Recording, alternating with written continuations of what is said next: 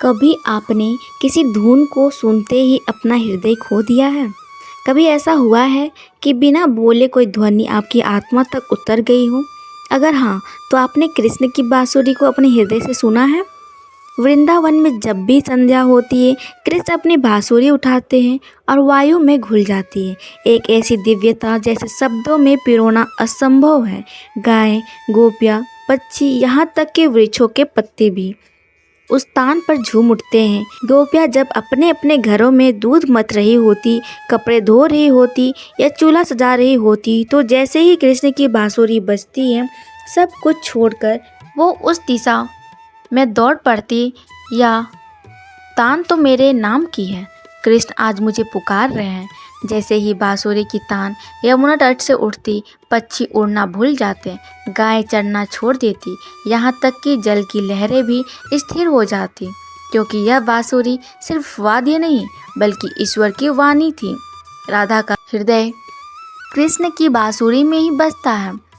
कई बार जब वह उदास होती, कृष्ण दूर होते, तो बांसुरी की एक तान उन्हें शांत कर देती। प्रभु, ये बांसुरी आपने इतनी मधुर क्यों बोलती है? कृष्ण मुस्कुराए, क्योंकि यह होलो है। इसने अपना अहंकार त्याग दिया है। तुम भी होलो बनो राधे, ताकि मेरा प्रेम तुम्हारे भीतर बच सके। स्वर्ग के देवता भी कभी कभी कृष्ण की बांसुरी की तान सुनने को आतुर रहते। इंद्र, वरुण, अग्नि, सभी ने उस मधुर संगीत को ब्रह्मांडीय संगीत कहा। यह केवल ध्वनि नहीं बल्कि योग, भक्ति और अनंत प्रेम की भाषा थी। कृष्ण की बांसुरी आम बांस की नहीं थी, यह एक विशेष वृंदावन के कदम वृक्ष से बनाई गई थी, जिसे कृष्ण ने स्वयं चुना था। उस बांसुरी को कृष्ण ने मंत्रों से सिद्ध किया और फिर उसे प्रेम, करुणा और भक्ति से भर दिया। एक बार गोकुल में एक झगड़ा हुआ। गोपियाँ आपस में ईर्ष्या करने लगी। कृष्ण ने कुछ नहीं कहा, बस अपनी बांसुरी बजाई और सभी गोपियाँ रोते हुए उनके चरणों में आए। प्रभु, आपसे बढ़कर ना कोई प्रिय है, ना कोई शत्रु। कृष्ण की बांसुरी सिर्फ संगीत नहीं थी, वह आत्मा की चेतना थी। यह बताती थी, जब हृदय निर्मल हो तब ईश्वर स्वयं बसते हैं। जब हम मौन होते हैं तब उनकी धुन हमारे भीतर सुनाई देती है। और जब प्रेम संपूर्ण होता है तब बांसुरी नहीं बजती, हम स्वयं बजते हैं। जब भक्ति गहराती है तो ईश्वर स्वयं भक्त की परीक्षा लेते हैं। यह कथा सिर्फ एक लीला नहीं बल्कि एक आध्यात्मिक संवाद है, कृष्ण और गोपिया के बीच, जहाँ नटखट कृष्ण एक छोटी सी लीला से भक्ति को अमर कर जाते हैं। गोकुल की गोपियाँ हर दिन की तरह सुबह सुबह यमुना नदी पर आती थी। गायों को दूध निकालने के बाद वो वहाँ स्नान करती थी और श्री कृष्ण से मन ही मन बातें करती। कुछ कहती, हे कान्हा, मुझे अपना बना लो। कुछ प्रार्थना करती, हे प्रभु, मुझसे विवाह करो। इन गोपियों का मन कृष्ण के पूर्ण रूप से लीन था। उनका प्रेम शारीरिक नहीं बल्कि आध्यात्मिक था। वे श्री कृष्ण को स्वामी रूप में स्वीकार कर चुकी थी और उसी भाव को कृष्ण ने समझा। अब समय है इसकी भावना की परीक्षा लेने का। एक दिन जब गोपियाँ यमुना में स्नान कर रही थी, कृष्ण छुपकर उनके वस्त्र चुरा लेते हैं और वे वस्त्र कंदप के वृक्ष में लटका देते हैं। फिर ऊपर चढ़कर मुस्कुराते हुए बोलते हैं, हे गोपियाँ, यदि वस्त्र चाहिए तो आओ, अपने अपने हाथ जोड़ो। नदी के जल में डूबी गोपियाँ घबरा गई। हे कृष्ण, ये लीला मत करो, हम स्त्रियां हैं, हम लज्जित हैं। पर कृष्ण बोले, लज्जा तो तब होती है जब मन में कपट हो। तुमने मुझे अपना माना तो अब मुझसे कुछ छुपाओ मत। गोपियाँ ने अपने हाथ जोड़ लिए। नेत्रों में आंसू थे पर दिल में पूर्ण समर्पण था। उन्होंने कहा, हे नंदलाल, हमारे वस्त्र ही नहीं, हमारा जीवन भी तुम्हारा है। कृष्ण मुस्कुराए, यही तो मैं देखना चाहता था।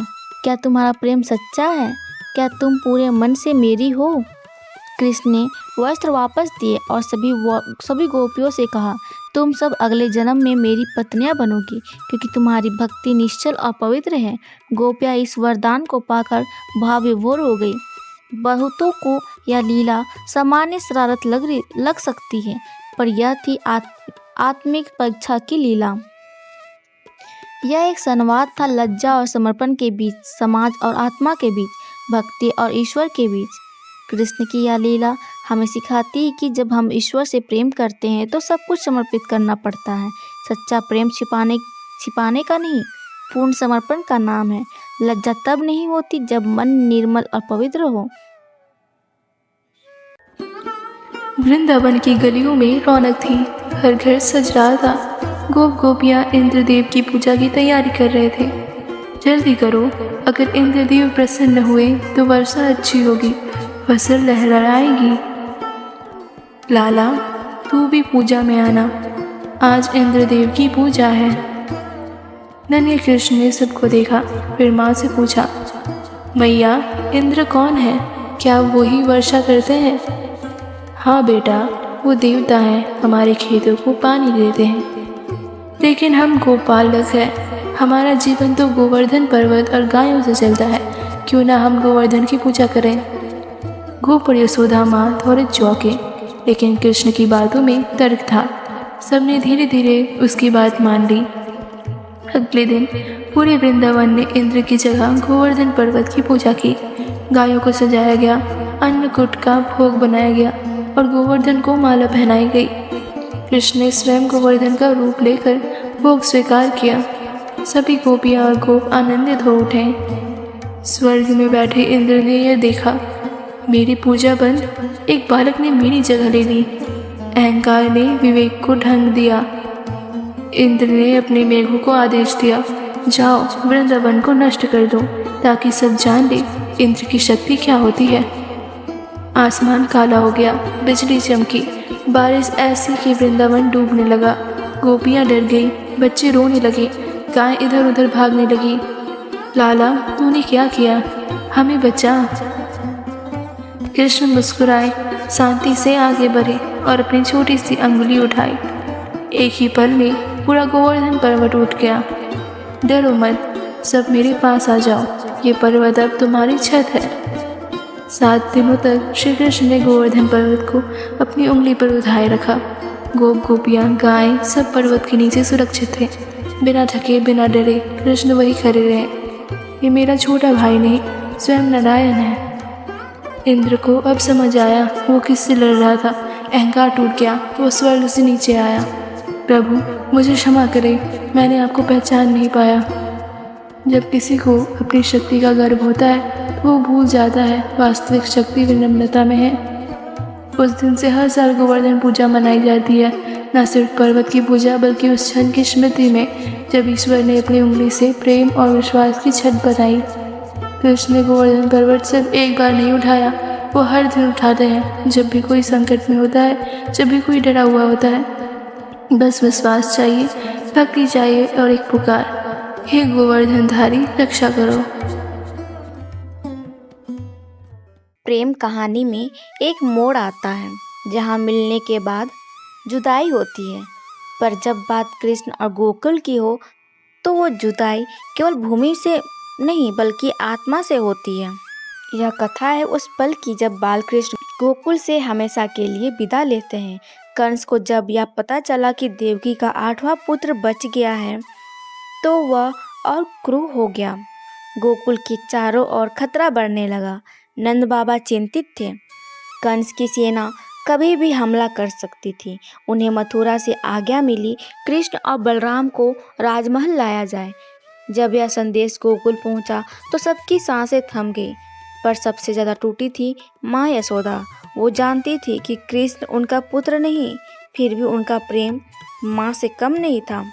वो बार बार पूछती, कन्हैया कहीं नहीं जाएगा ना? मैं उसे कैसे भेज दूँ? राधा को जैसे सारा संसार सूना लगने लगा। वो नदी तट पर खड़ी हो जाती जहाँ कभी कृष्ण बांसुरी बजाते थे। उसने कृष्ण से कहा, क्या तुम मुझे यूँ छोड़ दोगे? क्या ये प्रेम इतना अल्पकालिक था? कृष्ण की आंखें नम थीं, पर उन्होंने राधा को देखा और कहा, राधे, मैं जा तो रहा हूँ पर तुम्हारे प्रेम से कभी दूर नहीं हो सकता। जिस दिन कृष्ण को मथुरा ले जाया जाना था, गोकुल मानो रो रहा था। गोपियाँ रोते हुए कृष्ण के रथ को घेर लेती है। गाय मुंह नीचे झुका देती है, वृक्ष भी मानो झुककर प्रणाम कर रहे हों। यशोदा ने कृष्ण को सीने से लगाया और कुछ देर तक छोड़ा ही नहीं। कृष्ण रथ पर बैठे, लेकिन उसका हृदय हर कदम पर पीछे देखता रहा। उन्होंने यमुना को निहारा, वृंदावन के गुंजों को देखा, गोपियों की आंखों में अश्रु देखे और मौन हो गए। जैसे ही रथ आगे बढ़ा, राधा पीछे पीछे दौड़ी, उसकी साड़ी उड़ती गई, आंखों से आंसू बहते गए। कृष्ण ने रथ से मुड़कर देखा और बांसुरी को रथ से नीचे गिरा दिया। राधे, अब यह तुम्हारी बांसुरी है, मेरी सांसों का स्वर अब तुम्हारे हृदय में बजेगा। गोकुल पीछे रह गया, लेकिन कृष्ण के अंदर हर रास्ता वही लौटता था। मथुरा का वैभव, राजमहल की चकाचौंध, सब अधूरा था, क्योंकि वहाँ राधा नहीं थी, माँ यशोदा नहीं थी, गोपियों की मुस्कान नहीं थी। कृष्ण का गोकुल विदा हमें सिखाता है, कभी कभी ईश्वर भी अपने सबसे प्रिय स्थान को धर्म और कर्तव्य के लिए छोड़ते हैं, लेकिन उनका प्रेम कभी समाप्त नहीं होता और राधा वो प्रतीक्षा का सबसे सुंदर रूप बन जाती है।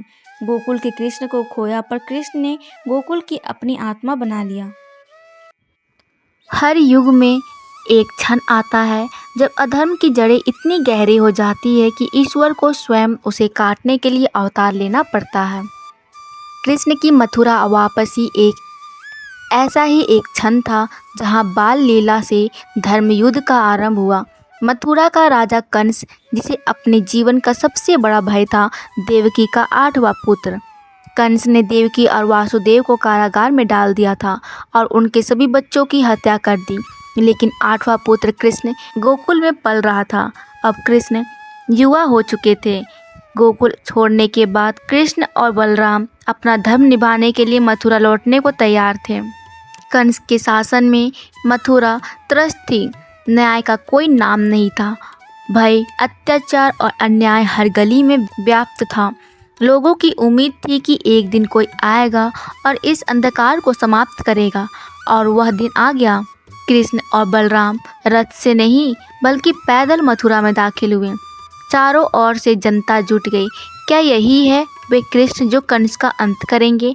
कृष्ण के चेहरे पर मुस्कान थी, पर आंखों में धर्म का तेज। कंस ने एक योजना बनाई थी, कृष्ण और बलराम को मल्ल युद्ध में बुलाओ, उन्हें यहीं समाप्त कर देंगे। कृष्ण का सामना हुआ चाणूर से और बलराम का मुकाबला मुष्टिक से हुआ। भीषण युद्ध हुआ, लोगों की सांसें थम गई, पर कुछ ही पलों में दोनों असुर धूल चाट रहे थे। अब कंस स्वयं सिंहासन से उठा, उसकी आंखों में क्रोध और भय दोनों थे। कृष्ण ने सिर्फ एक वाक्य कहा, माँ देवकी का बेटा अब तुझसे मिलने आया है। फिर एक ही छलांग में कृष्ण ने कंस को सिंहासन से खींचा और भूमि पर पटक दिया। कंस की मृत्यु हुई, मथुरा मुक्त हुआ। कृष्ण और बलराम सीधे कारागार पहुँचे, जहाँ उनके माता पिता वासुदेव और देवकी अब भी जंजीरों में बंधे थे। देवकी ने कृष्ण को देखा और आंसू रोक नहीं सकी। क्या यह वही बेटा है जिसे मैंने जन्म दिया था? कृष्ण ने माता का चरण छुए। मैं आपका पुत्र और मथुरा का रक्षक भी हूँ। कृष्ण ने अपना सिंहासन त्याग कर उग्रसेन को फिर से मथुरा का राजा बनाया। लोगों ने कृष्ण के लिए जयकारा लगाई। कभी कभी जीवन में एक सच्चा दोस्त वो कर जाता है जो कोई भगवान भी नहीं कर पाता, और जब भगवान ही मित्र बन जाए तो वह कृष्ण और सुदामा की अनमोल कथा बन जाती है। यह कथा है गरीबी और ऐश्वर्य के बीच, प्रेम और भक्ति के बीच एक अनंत मित्रता की।